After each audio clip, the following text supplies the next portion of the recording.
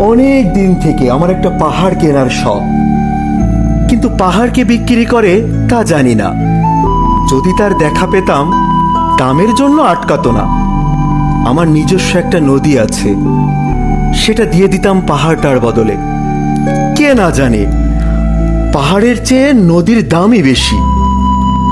পাহাড় স্থানু, নদী বহমান, তবু আমি নদীর বদলে পাহাড়টাই কিনতাম, কারণ আমি ঠকতে চাই। নদীটা অবশ্য আমি কিনেছিলাম একটা দ্বীপের বদলে।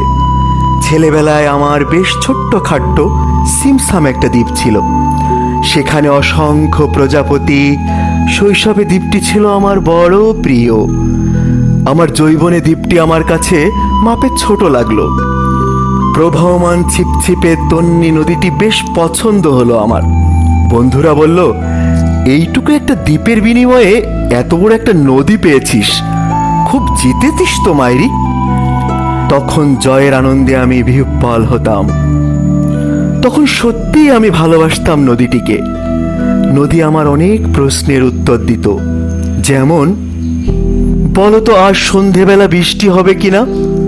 সে বলল, আজ এখানে দক্ষিণ গরম হাওয়া, শুধু একটি ছোট্ট দ্বীপে বৃষ্টি। সে কি প্রবল বৃষ্টি, যেন একটা উৎসব। আমি সেই দ্বীপে আর যেতে পারি না।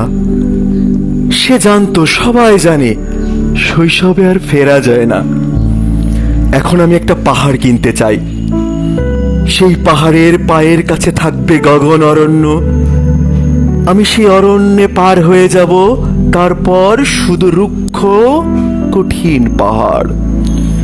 একেবারে চূড়ায়, মাথার খুব কাছে আকাশ, নিচে বিপুলা পৃথিবী, চরাচরে তীব্র নির্জনতা। আমার কণ্ঠস্বর সেখানে কেউ শুনতে পাবে না। আমি কাউকে মানি না। আমি আমার মাথার কাছে ঝুঁকে দাঁড়াতে দিব না। আমি শুধু 10 দিককে উদ্দেশ্য করে বলবো, প্রত্যেক মানুষই অহংকারী। এখানে আমি একা। এখানে আমার কোনো অহংকার নেই। এখানে জয়ী হবার বদলে ক্ষমা চাইতে ভালো লাগে। হে 10 দিক, আমি কোনো দোষ করিনি, আমাকে ক্ষমা করে দাও, আমাকে ক্ষমা করে দাও।